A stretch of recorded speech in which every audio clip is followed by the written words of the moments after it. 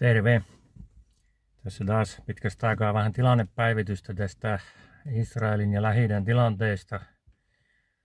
Pakko vähän tarttua taas aiheeseen, kun Suomi-laiva on seilannut taas jälleen tuntemattomille vesille ja ollaan kovaa vauhtia menossa taas kohti tuntematonta. Suomi on tässä nyt julkisesti jo liittynyt sitten Saudi-Arabia ja Ranskan aloitteeseen tunnustaa Palestiinan valtio, joskaan se ei ole vielä mikään sitova, vaan se on tämmöinen YK:n yleiskokouksessa nyt syyskuun loppupuolella tuotava julkilausumo, johon tosiaan on sitten Saudi-Arabia ja Ranska, nämä innokkaat Lähi-idän johtajaksi jälleen aikovat maat ajamassa tätä valtiutta eteenpäin, niin missäpä muualla kuin YK:n yleiskokouksessa sitten tätä julkilausumaa innokkaasti nyt seuraavaksi sitten tuodaan esiin, ja siihen on jo Kanada ilmoittautunut, Belgia, Suomi ja Australia ja ties ketä kaikkea muita vielä. Iso määrä siihen on tulossa.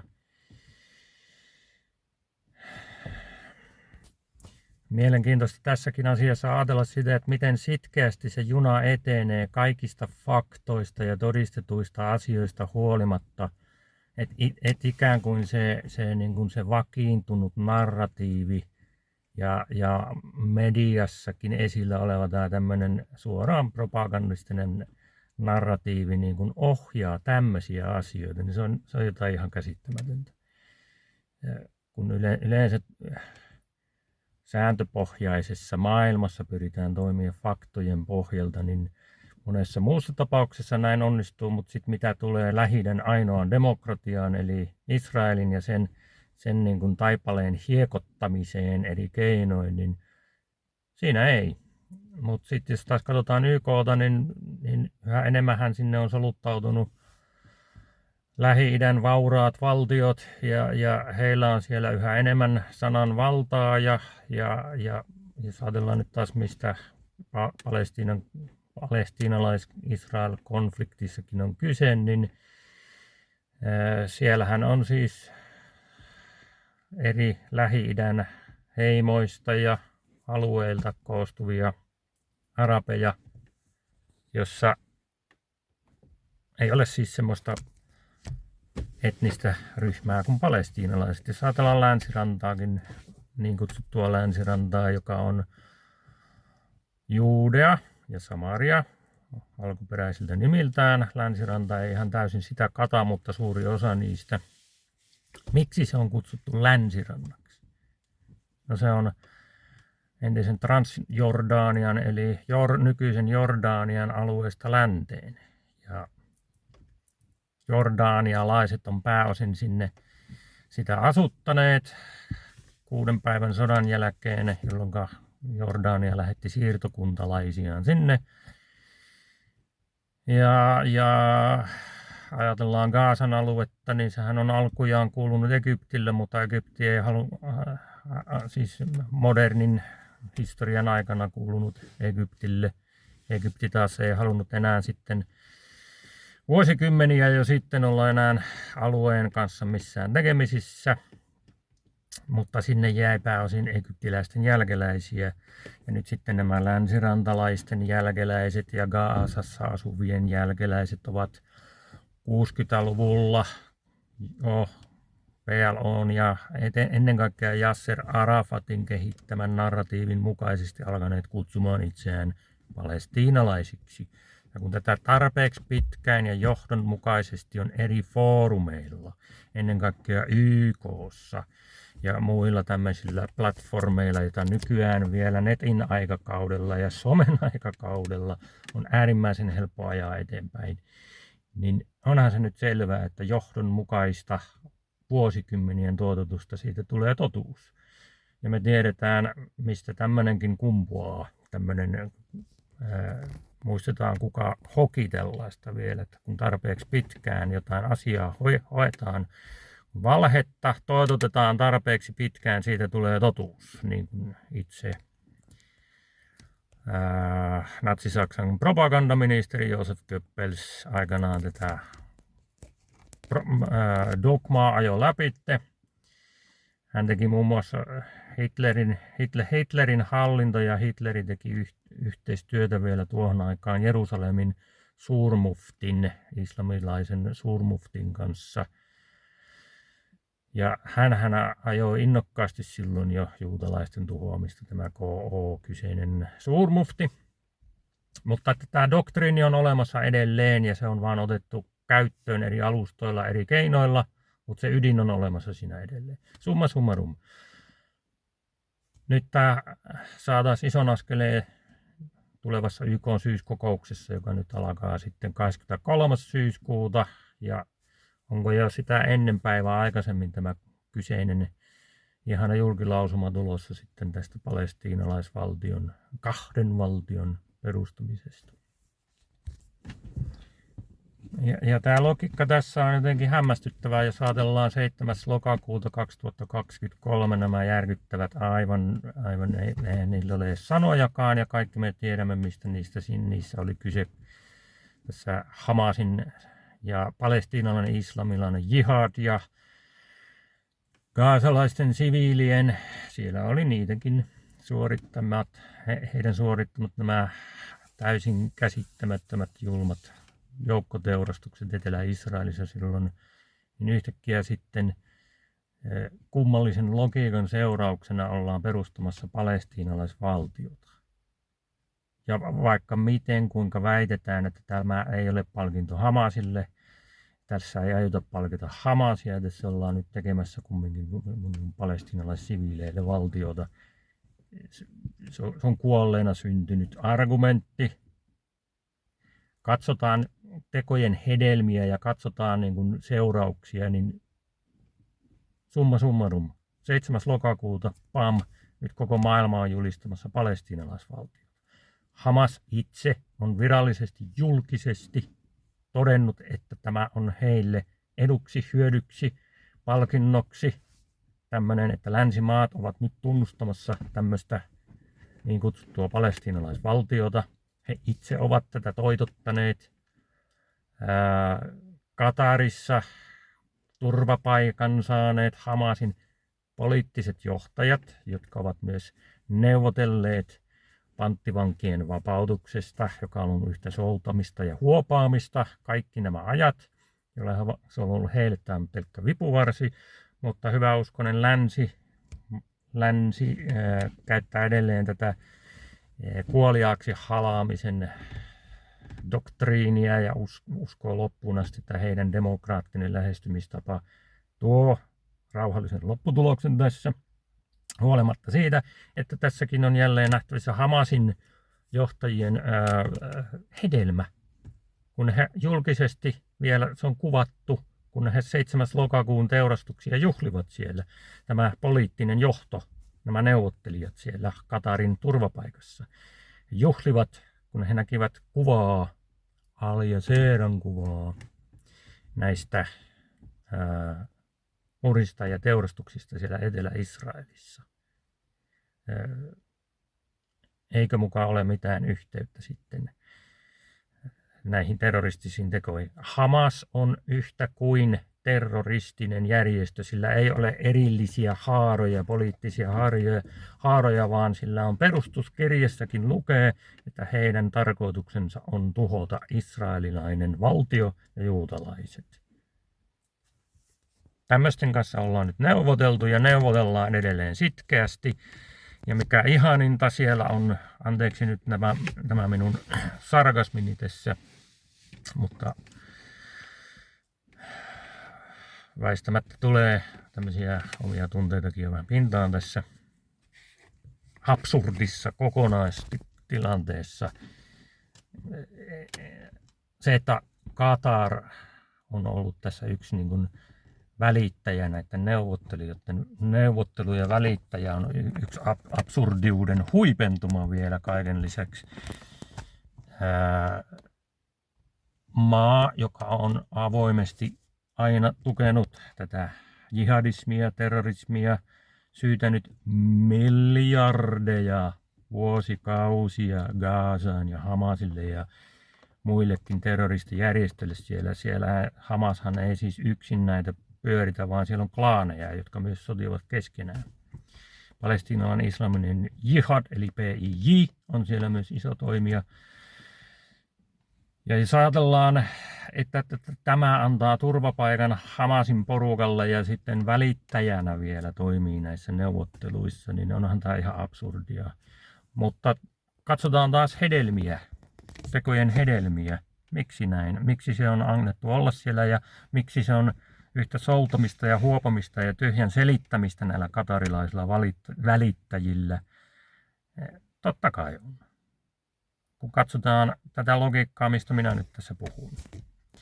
Ja siksi toisekseen se on saanut tehdä sitä suhtkot vapaasti, koska valitettavasti Amerikka tarvitsee sitä. Yhdysvallat tarvitsee, sillä on yksi maailman suurimmista lentotukikohdista, Al Udeidin tukikohta Katarissa, jonka se on saanut Katarilta käyttöön. Ja voi vaan kuvitella miten paljon se joutuu katsomaan tiettyjä asioita, esimerkiksi tätä Hamasin suojelemista läpi sormiensa siellä. Eli siinä on USA, joka on Israelin läheinen liittolainen, joutuu kumminkin samaan aikaan taiteilemaan sitten tämmöisen Lähi-idän rikkaimman valtion kuin Katarin kanssa, joka kumminkin tukee avoimesti terrorismia, eli pelaa tämmöistä kaksinaamaista peliä, jotta sillä olisi tärkeä strateginen tukikohta siellä Lähi-idän ytimessä. Eli tämä on ihan naurettava tämä tilanne tässä.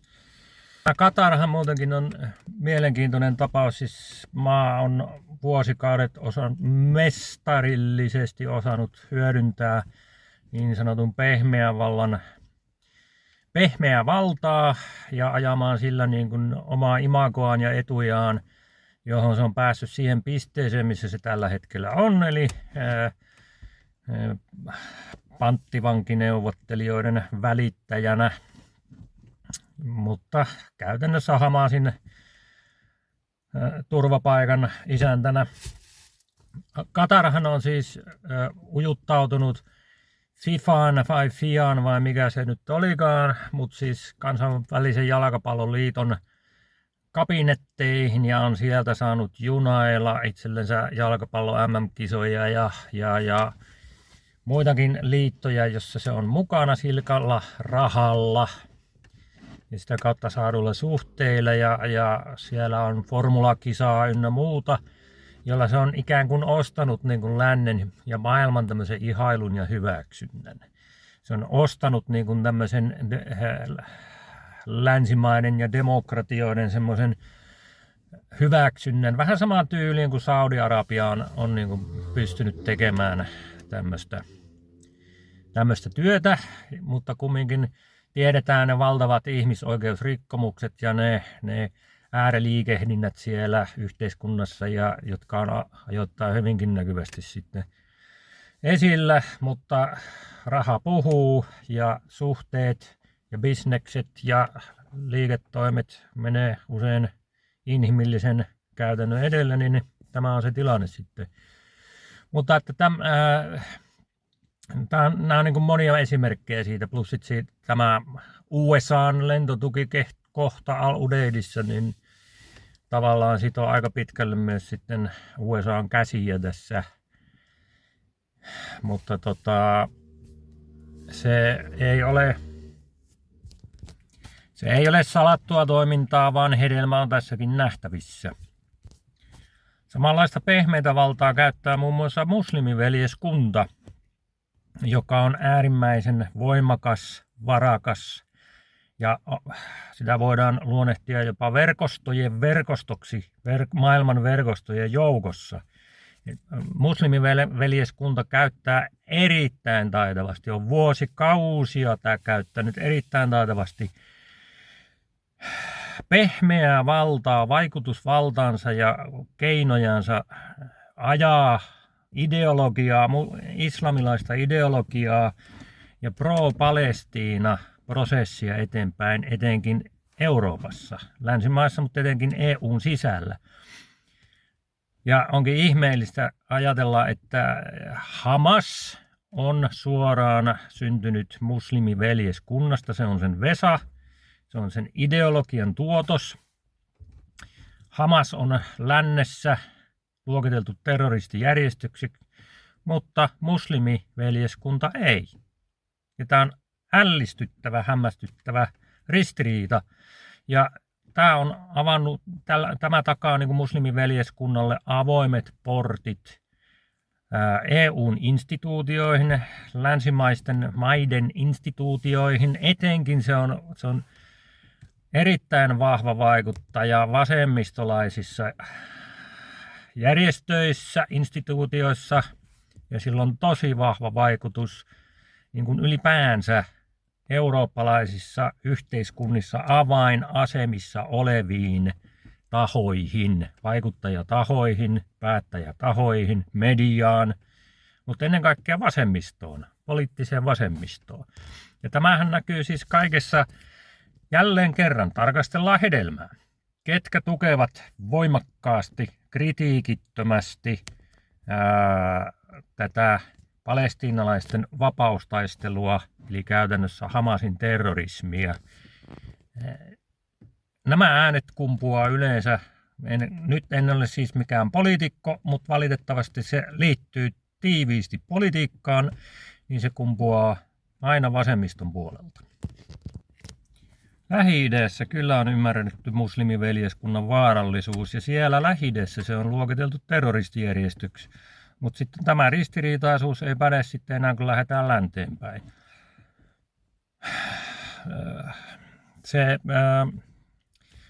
Se on hämmästyttävää, miten tässäkin taas sit narratiivin, tämähän on siis taistelua narratiivista, ja se kenen narratiivi on niskan päällä, se ohjaa päätöstä, se ohjaa diplomatiaa, se ohjaa niin kuin asenteita. Ja tämä narratiivi, mitä tämä pro-Palestiina, kaikki se mitä siinä ympärillä on, se fyysinen ja psyykkinen terrorismi, vasemmistovaikuttaminen, joilla on erittäin vahva ideologinen vaikutusvalta akateemisessa maailmassa, josta taas tulee ihmisiä vaikutusvaltaisiin asemiin, töihin, niin poispäin, niin pois. Tämä on rakenteellista, ja jihadistit, terroristit ja ylipäänsä islamistista ideologiaa ajavat ovat tämän ymmärtäneet, että tämä on selkeä portti, avoin portti, miten vaikuttaa länsimaisissa yhteiskunnissa. Ja kun EU on tämmöisen liberaalin avoimuuden ja vapaamielisyyden ja antaa kaikkien kukkien kukkia ideologian lippulaiva, niin totta ihmeessä silloin sinne mennään, mistä portit on auki ja minne, kun kerran avosylin kutsutaan, niin sinne tullaan ja vaikutetaan. Sehän kun on tarjottimella. Ja mitä tulee tuohon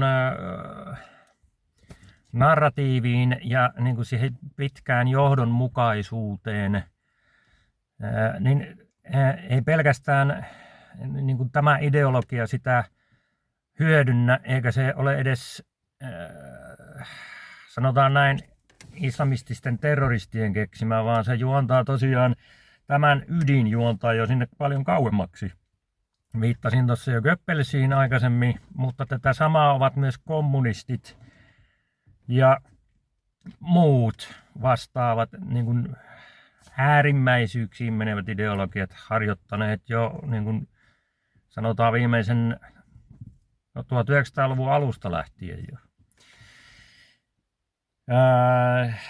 Ja ajatellaan tämän päivän, minkälaista niin kuin historian uudelleen kirjoittamista tehdään vähän siellä sun täällä, Putinin Venäjällä, mitenkä siellä nyt kasvavaa sukupolvea opetetaan niin kuin ajattelemaan historiasta toisin, esimerkiksi Suomen suhteen.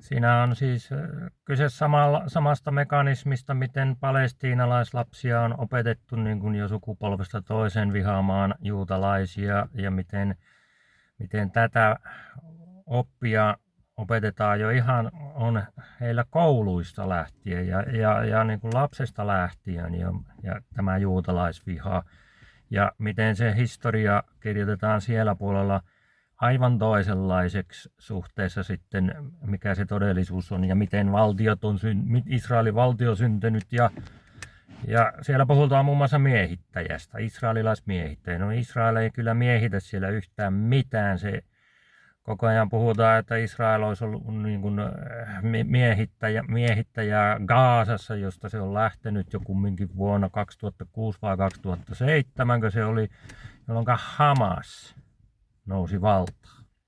Vaaleilla vielä. Tästä päästään takaisin Katariin. Katari ja kumppanit, myös EU, on nyt sitten tämän pehmeän vallan avittamana myös syytänyt sinne vuosikausien aikana miljardeja rahaa. Mä luulisin, että se Gaza olisi nyt sitten ollut näiden miljardien seurauksena kukoistava. Infrastruktuuriltaan niin kuin täysin ylivertainen, moderni pikkuvaltio siellä, jossa asiat on hyvin, kaikki pelaisi hyvin. Mutta se ei konkretisoitunut eikä näkynyt missään siellä maan päällä ne miljardit sinne syydetty. Missä se on? No ei maan päällä, mutta maan alla.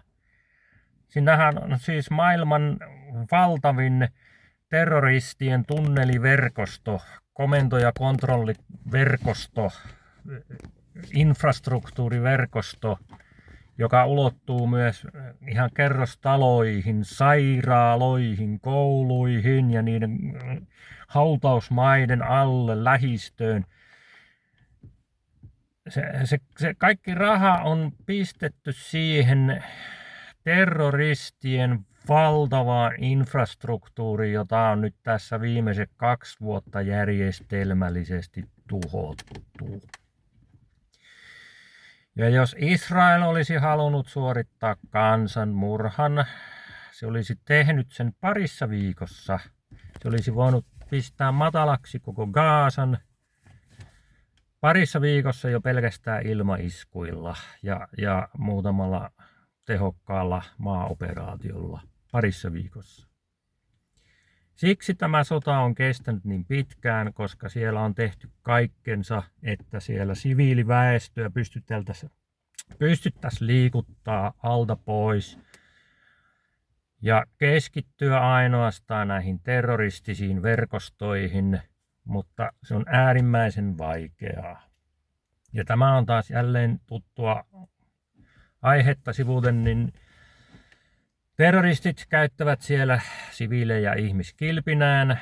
He eivät käytä univormuja, he ampuvat farkut jalassa niin sanotusti, ja heitä on kaiken ikäisiä siellä, joten on äärimmäisen vaikeaa, varsinkin vielä tuommoisella tiiviillä urbaanialueella käydä modernia urbaanisotaa, kaupunkisotaa.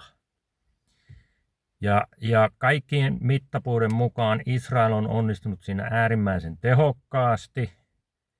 Siksi tämä on vienyt aikaa niinkin paljon kuin se on nyt vienyt. Nyt mennään jo, tulee 2 vuotta täyteen tätä sotaa. Mutta kansanmurhaa, siitä ei voi puhua. Israel olisi tehnyt sen paljon nopeammin ja tehokkaammin, jos semmoisesta olisi kyse.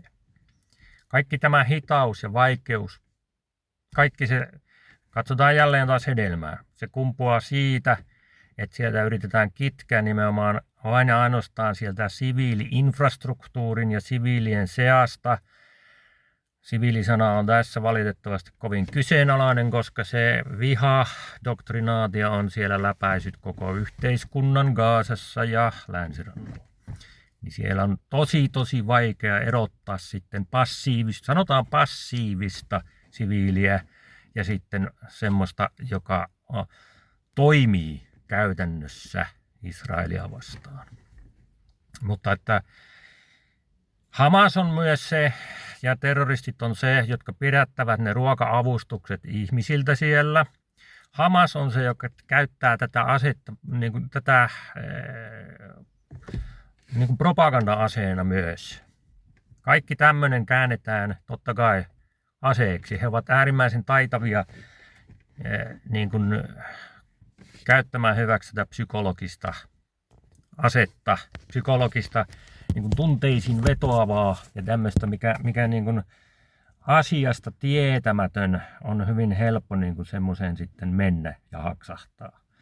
Ja sitten kaikki nämä lähteet, mitä media käyttää, se ketjureaktio, mitkä sitten päätyy länsimaisiin medioihin, ne hyvin usein on sitten siellä kentällä, ovat paljastuneet nämä toimittajat ideologisteiksi ja jopa Hamasin toimijoiksi, Hamasin terroristeiksi. Eli se, joka hallitsee ja kontrolloi tätä narratiivia, niin hänellä on hyvin pitkälti silloin päättäjät myös taskussaan. Israel ei ole tähän narratiivitaisteluun lähtenyt mukaan ja se on tunnustanut sen, että se on ollut virhe, koska Israelissa ollaan aina luotettu siihen, että totuus näkyy teoista, totuus voittaa aina lopulta, mutta nyt siellä on alettu pikkuhiljaa heräämään myös tähän, että pitäisi niin kuin enemmän panostaa tähän niin kuin,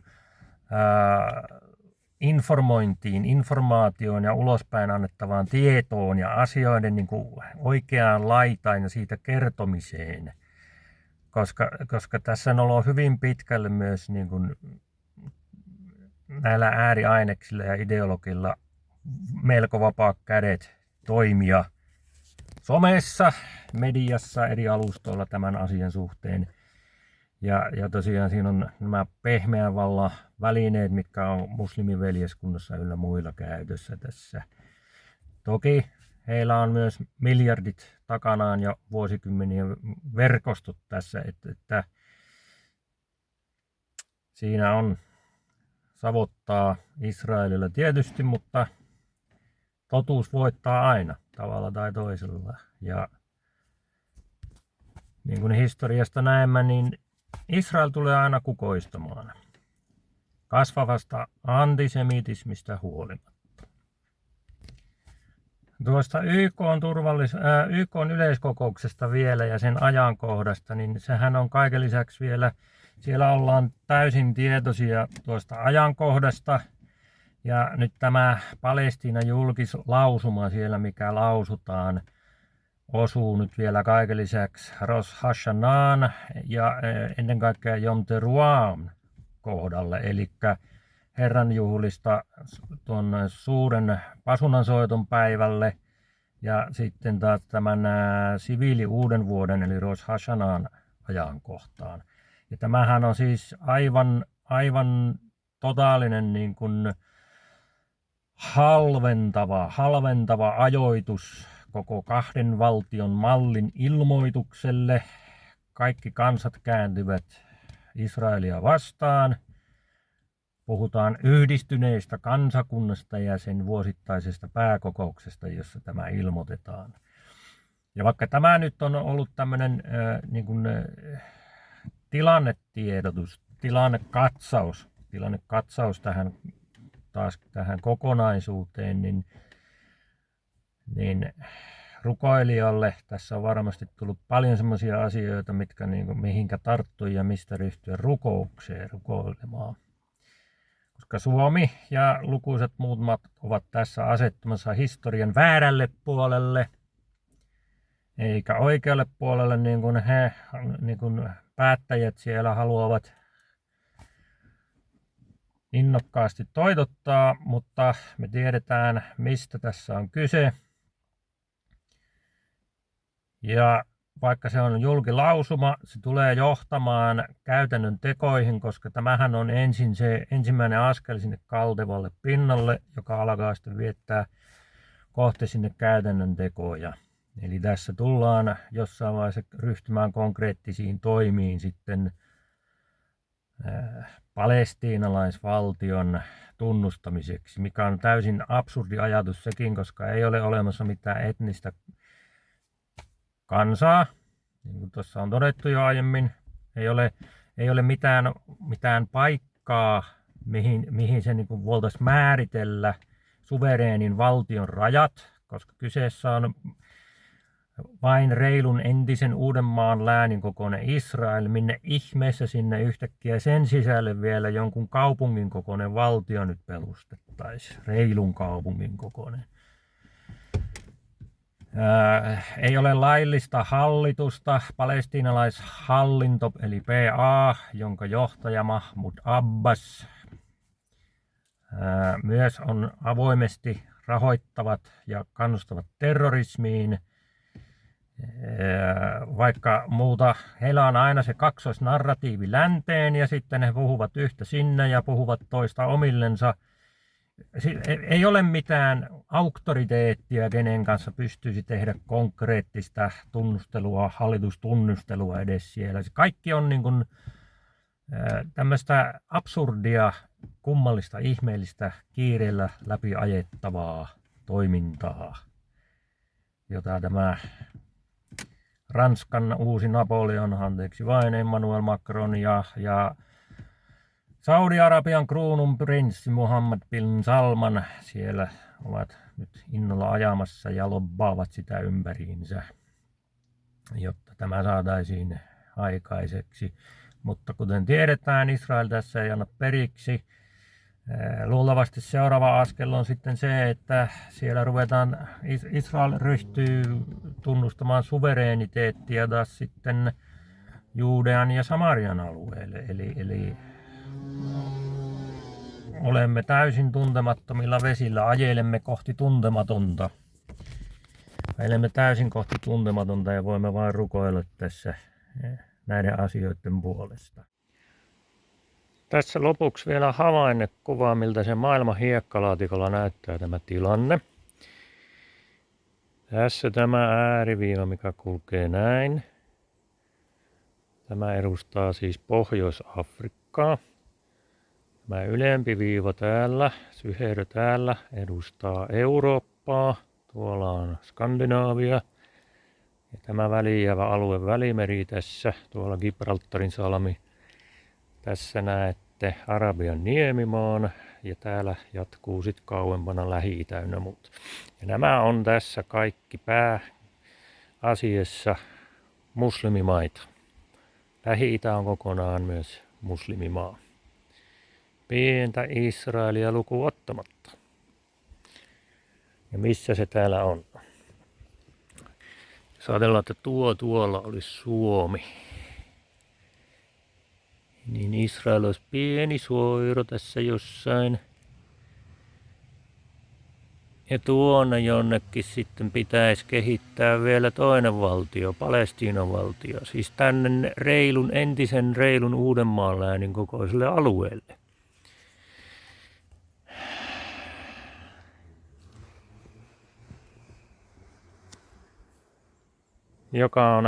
Israel, joka on muslimimaiden ympäröimä näin valtavalla mittakaavalla. Ja jos ajatellaan Eurooppaa, se on kovasti viime aikoina myös kokenut niin kuin radikaalisen islamismin vyöryä ja sitten tätä pehmeän vallan vyöryä, muun muassa muslimiveljeskunnan keinoin ja sitten niillä omat kanavansa siellä. Nyt jos koskaan Suomi tarvii rukousta. Nyt rukoillaan todella, että Suomi nousisi seisomaan, oikaisisi selkänsä ja astuisi historiaa oikealle puolelle. Rukoillaan tämän kansan puolesta ja Suomen päättäjien puolesta, että totuus voittaa. Että saataisiin todella olla siellä historiaa oikealla puolella siunaamassa Jumalan silmäterää ja eikä kiroamassa, vaan siunaamassa. Koska muussa tapauksessa me luisutaan sitä kaltevaa pintaa yhä syvemmälle pimeyteen. Noustaan rukoukseen, ystävät hyvät. Amen.